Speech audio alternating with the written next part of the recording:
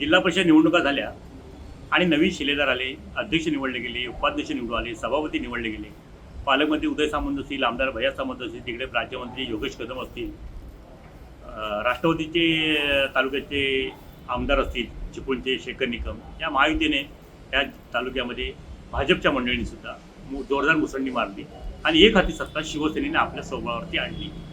56 पैकी जवळजवळ 41 सदस्य शिवसेनेचे आले. नवीन सदस्यांना अपेक्षा आहे विकास कामं झाली पाहिजेत, लोकांच्या अपेक्षा आहेत विकास कामं त्यांच्याकडे करून घेतली पाहिजेत. जिल्हा परिषद गटाला प्रतिनिधित्व मिळाल्यानंतर आता विकास कामांसाठी निधीची गरज लागणारच. पालकमंत्री आपल्या परीने जिल्हा निधीमधले निधी देण्याचा प्रयत्न करत आहेत. पण दुसऱ्या बाजूला प्रशासन अजूनही प्रशासनाच्याच भूमिकेत आहे असं एकंदरीत दिसतंय. कारण गेल्या 4 वर्षातला 15 वित्त आघातला जवळजवळ 42 कोटी रुपये निधी हा जिल्हा परिषदेला प्राप्त झाला आहे. त्यामधून तर काय त्यांनी दिलेल्या निकषाप्रमाणे पाणी विभाग, आरोग्य विभाग, बांधकाम विभाग, समाज कल्याण याला त्या प्रमाणात निधी दिला जातो. तसे आराखडे बनवले जातात. आता 22-23, 23-24, 24-25, 26 4 वर्षात 42 कोटी जिल्हा परिषदला आलेले आहेत. पण 22-23चा आराखडा करण्यातच अजून अधिकारी वर्ग गरक आहे. अजून पुढचे 3 आराखडे तयार करण्याच्या परिस्थितीत मानसिकतेत जिल्हा परिषद प्रशासन आहे की नाही हे समजू शकत नाहीये.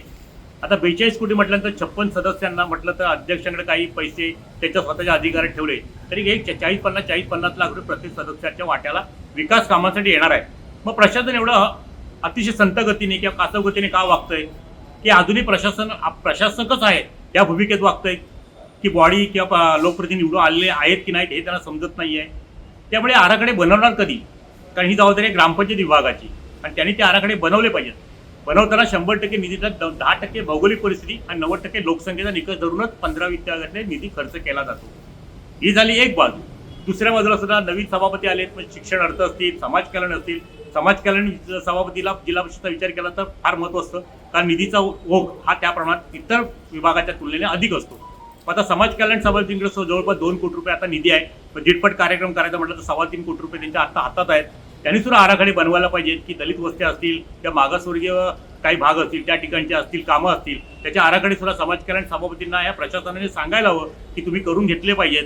कारण जेणेकरून अपेक्षा आहेत त्याच समितीमध्ये सुद्धा काही 8-10 सदस्य असतात त्यांच्याकडे काही अपेक्षा असतात की आपण ज्या समितीमध्ये आहोत त्या समितीमधला सुद्धा निधी खर्च झाला पाहिजे. मग ह्या गोष्टीला अजून संत गतीने का केलं जातंय? का प्रशासन अतिशय सक्षमतेने वागत नाहीये? अध्यक्ष उपाध्यक्ष आपल्या परीने प्रयत्न करतायत पण प्रशासन इतक्या चपळाईने पळायला हवं होतं की त्या गतीने ते प्रशासन पळत नाहीये, धावत नाहीये असं दिसतंय. कारण जवळ ते 42 कोटी रुपये आपल्या हातात असताना सुद्धा पण झटपट आराखडे बनवणं गरजेचं आहे. पण त्याला सुद्धा उशीर केला जातोय. पालकमंत्री उदय सामंतांचे दिवसभरातले दौरे पाहिले तर 12-12, 15-15 दौरे ते जिल्हा परिषदेचे असतील किंवा जिल्ह्यातले असतील 15-15 कार्यक्रम ते दिवसभरात घेतात. मग त्या पालकमंत्र्यांच्या गतीप्रमाणे जिल्हा परिषद प्रशासन का गती पाळत नाही आहे ते त्याच्या जवळपास तरी त्यांनी ती गती पाळायला हवी. मग एकंदरीत ह्या साऱ्याचा विचार आता कुठेतरी पालकमंत्र्यांनी सुद्धा करायला पाहिजे की प्रशासनामध्ये नेमकं जिल्हा परिषदेत चाललंय काय, का विलंब होतोय. अपेक्षा आहे जिल्हा सदस्यांच्या सभापतींच्या कामं झाली पाहिजेत. अध्यक्ष अस्मिता केंद्रे असतील, उपाध्यक्ष विलास चाळके असतील ते आपल्या परीने प्रयत्न करतायत. नुकतंच त्यांनी जिल्हा परिषद शिक्षण विभागातले काही प्रमाणात विषय मार्गी सुद्धा लावलेले आहेत. शिक्षकांच्या प्रमोशन झाले आहेत, त्यांना बढत्या मिळाल्या आहेत, काही जागा रिक्त राहिल्या आहेत आणि त्या रिक्त झालेल्या जागांवरती पुन्हा शिक्षक दिले पाहिजेत. या संदर्भात बोलताना चाळके साहेब म्हणाले की कुठलाही वर्ग, खोली किंवा शाळा शिक्षकाविना राहणार नाही. आम्ही 15 दिवसामध्ये संपूर्ण त्या ठिकाणचं टेबल मांडून कुठं शिक्षकांची कमतरता तिथे दिली जातील. म्हणजे लोकप्रतिनिधी प्रयत्न करतात. मग प्रशासनाला तितकं साथ मिळायला हवी ती मिळत नाही आहे. तर नेमकं जिल्हा परिषदेने चाललंय काय असं यावेळेला म्हणावं लागेल. टाइम डिले करता किशोर मोरे, रत्नागिरी. टाइम्स डिजिटलला लाईक करा, शेअर करा, सबस्क्राईब करा आणि बेल आयकॉन दाबायला विसरू नका. Times digital.